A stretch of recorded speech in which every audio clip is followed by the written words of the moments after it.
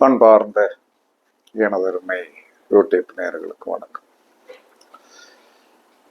இதுவும் ஒரு முக்கியமான பதிவு தான். அதாவது கேட்டை நட்சத்திரம். கேட்டை நட்சத்திரத்தை பற்றி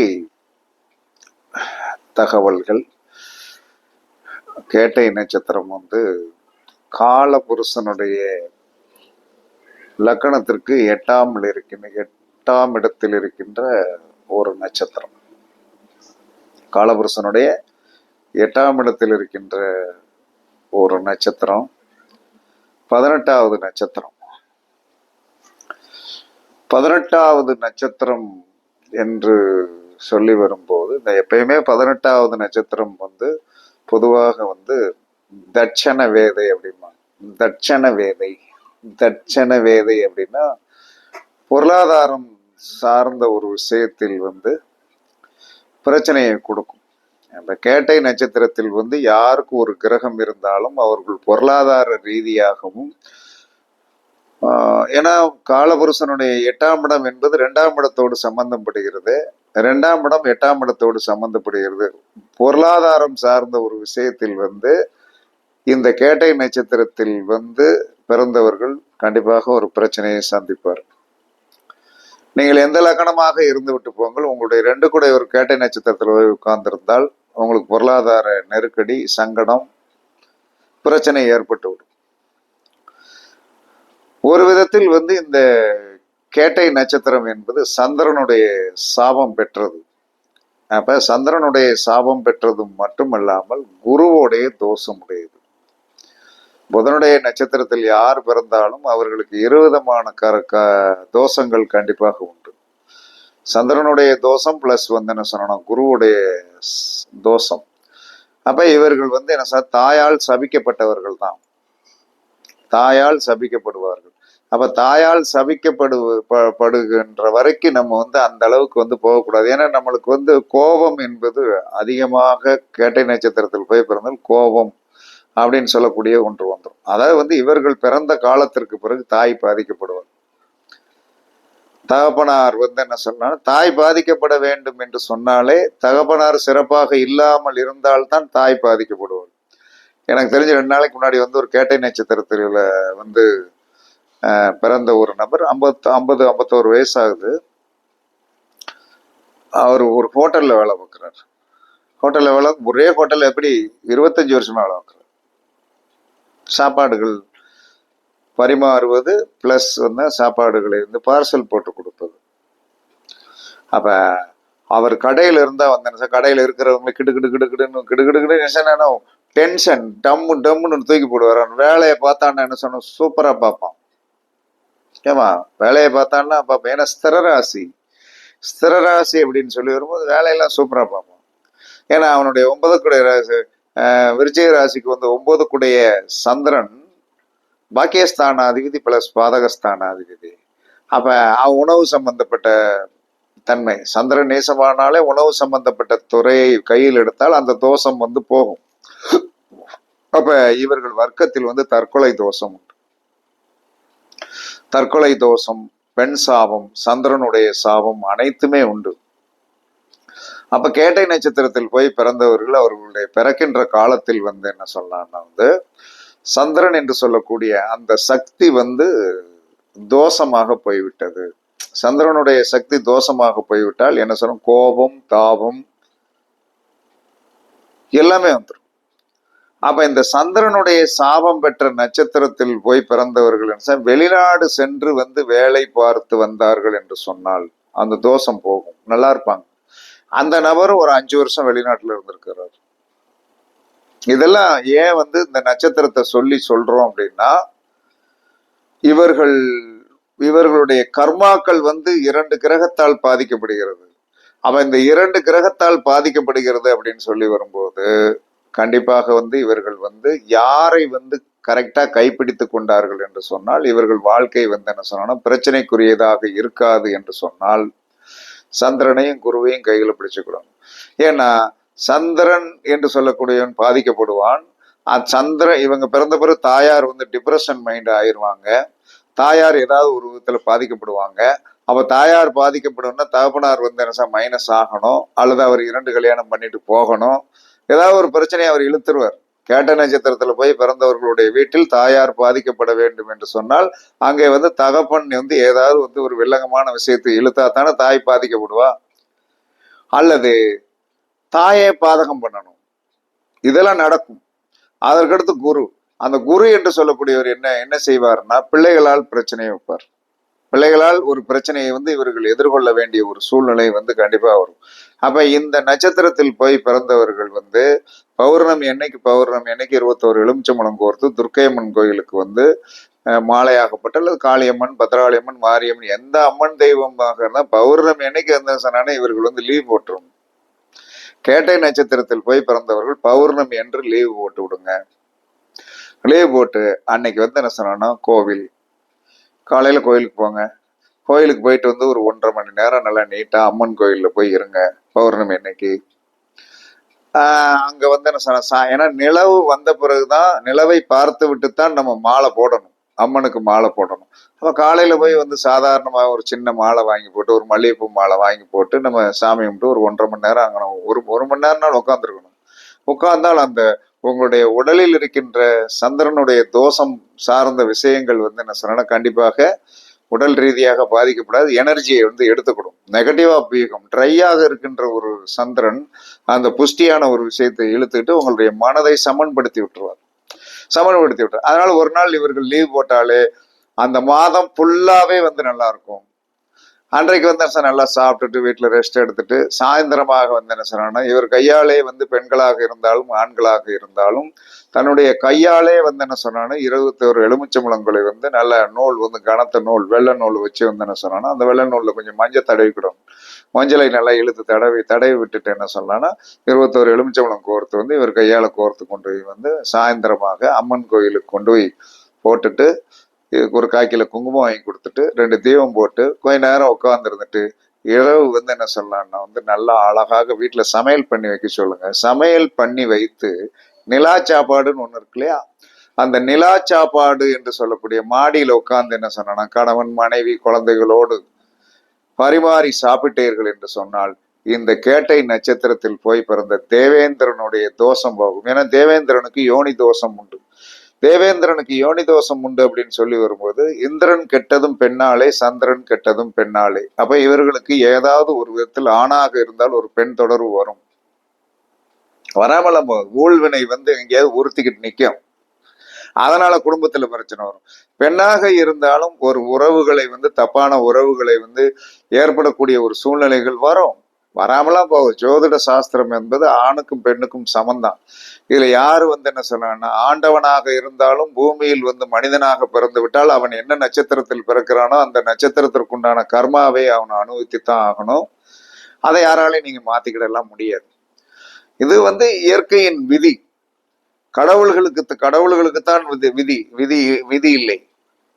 ஆனால் மனிதர்களாக பிறந்து விட்டால், ராமன் புனர்பூச நட்சத்திரத்தில் போய் பிறந்தான். புனர்பூச நட்சத்திரத்தில் போய் பிறந்தால் வந்து சனி தோஷம். பட்டாபிஷேகம் நடக்கும் போது என்ன ஆச்சு, அவ அப்பா வந்து இறந்து விட்டாரு, அவ அம்மா காட்டுக்கு போய் சொல்லிட்டான். சனி தோஷத்தை அனுபவித்தாரா இல்லையா? அதற்கடுத்து செவ்வாய் என்று சொல்லக்கூடிய ஒரு தோஷம் இருக்கிறது. மனைவியை வந்து என்ன சொன்னான்னு இன்னொருவன் அபகரித்து சென்று அதை மீட்பதற்காக படைபட்டாளங்களை கொண்டு போய் ஜெயிச்சு ராவணனை போட்டு தள்ளிட்டு திரும்ப வந்த பிறகு நிம்மதியா இருந்ததா? கல்யாண வாழ்க்கை ஒழுங்கா நடத்தினாங்களா? அந்த செவ்வாய் சும்மா விட்டானா? யாரோ ஒரு வந்து என்ன சொன்ன துணிதேவிக்கும் ஏகாளி என்று சொல்லக்கூடிய அந்த டோபி வந்து என்ன சொன்னான்னா ஒரு வார்த்தையை விட்டான். ராமனை மாதிரி என்னை நினைத்தாயா? அவர் காட்டுக்கு போயிட்டு வந்த பிறகு மனைவியை கூட்டு வந்து வச்சுட்டாரு. நான் அப்படின்னு நினைச்சியா அப்படின்னு சொல்லிட்டு வந்ததை இவர் மாடத்தில் உழவி கொண்டிருக்கும் போது கேட்டுட்டாரு. அப்ப போய் வந்து மனைவிட்ட என்ன சொல்றாரு, எம்மா வந்து என்ன சொன்னான்னா நீ அங்க போய் 1 வருஷம் இருந்து எப்படி இருந்தேங்கிறது என்ன எனக்கு எப்படி தெரியும் அப்படின்னு சொல்லிட்டு ஒரு சந்தேக கண் வீசி விட்ட காரணத்தினால் அவ தீ குளிச்சுட்டான். உனக்கு நிரூபிச்சு காட்டணும், நான் கற்புக்கரசிங்கிறது நிரூபிச்சு காட்டணும் அப்படின்னு சொல்லிட்டு வந்து நிரூபித்து காட்டுவதாக சரித்திரங்கள் இருக்கிறது. நம்ம பார்க்கலைனாலும் என்ன சொன்னா அந்த சொல்லக்கூடிய கருத்து கோவைகள் நமக்கு சரியாகத்தான் வருகிறது.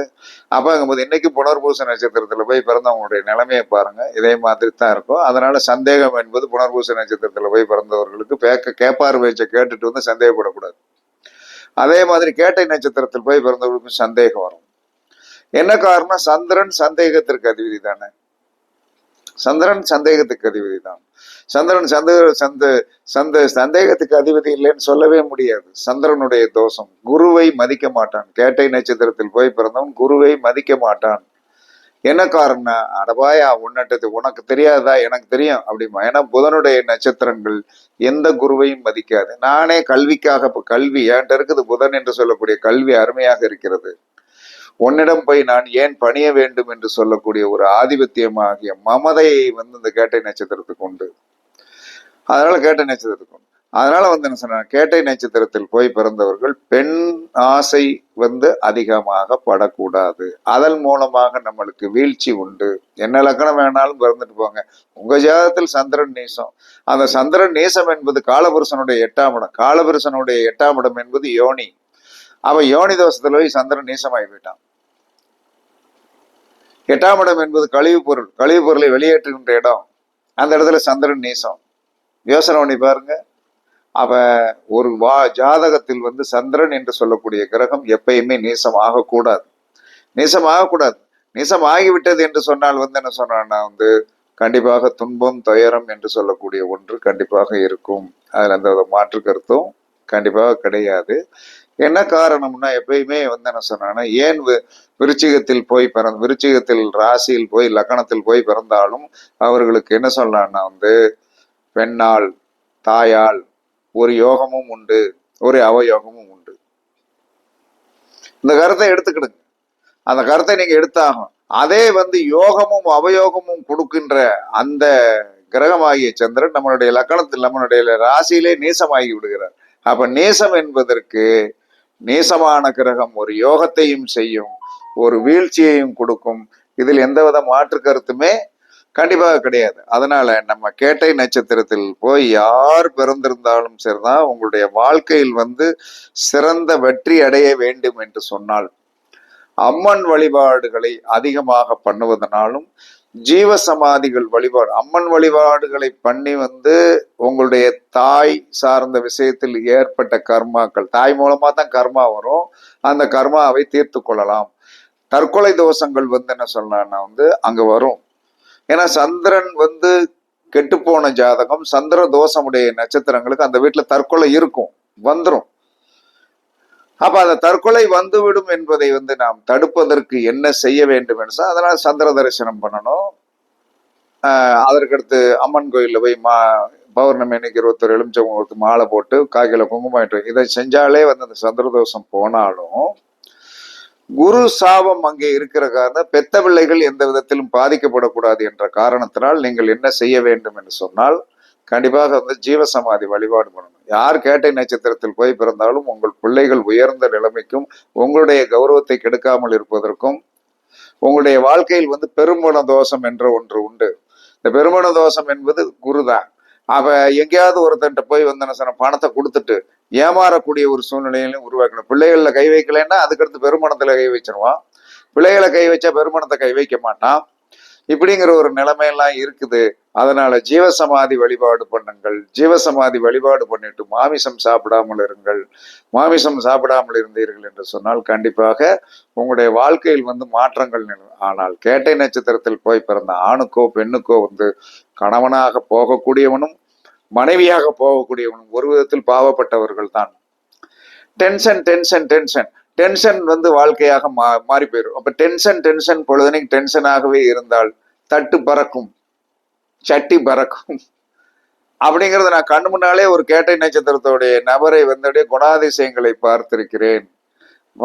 நிறைய பேர் ஜாதகம் பார்க்க வர்றவங்கள கேட்டை நட்சத்திரத்தில் போய் பிறந்தவர்களுடைய அந்த ஜாதக அமைப்புகள் என்ன சொல்றாங்கன்னா, கொஞ்சம் புரிந்துணர்வு இல்லாதமாக டென்ஷன் ஆயிடுவாங்க. ஆனால் அனைத்து பேசினோம் என்று சொன்னால், நம்ம ஜாதகம் பார்க்கிறவங்களுக்கு யாரிடம் எப்படி பேச வேண்டும் என்று சொல்ல விதிமுறைகள் இருக்குது. அப்படி பேசணும்னா கூலாயிருவாங்க. எந்த நட்சத்திரத்தை 27 நட்சத்திரத்தையும் கட்டுக்குள் கொண்டு வருவதற்கு முதல்ல ஜோதிடருக்கு தெரிஞ்சிருக்கணும். சும்மா ஜோதிடம் பார்க்க அப்படியெல்லாம் கிடையாது. அதை எப்படி உட்கார வைக்கணும்னு தெரியணும். ஒரு அடியில உட்கார வச்சிடலாம். ஒரு பாயிண்ட வீசினாலே அவனுடைய அங்கங்கள் சிலிர்த்து போற மாதிரி அவன் ஜாதகத்துக்குள்ள இருக்கும். எப்ப ஒருவன் வீரமாக பேசுகின்ற ஒரு ஏன்னா குருவை எதிர்க்கக்கூடிய ஆதிபத்தியத்துல வந்தானோ வந்தவன்ட்ட ஒரு பலவீனம் இருக்குங்கிறத வந்து இந்த குருக்களுக்கு தெரியும். நீங்கள் யாராக இருந்தாலும் சரிதான், குரு ஆதிபத்தியம் உடையவர்கள் வந்து என்ன சொல்றாங்கன்னா எல்லா விதத்தையும் எதிர்கொள்ளக்கூடிய லெவல்ல இருக்கிறவங்க தான் 10 பேர் முன்னாடி வந்து நின்று பாடம் நடத்த முடியும்.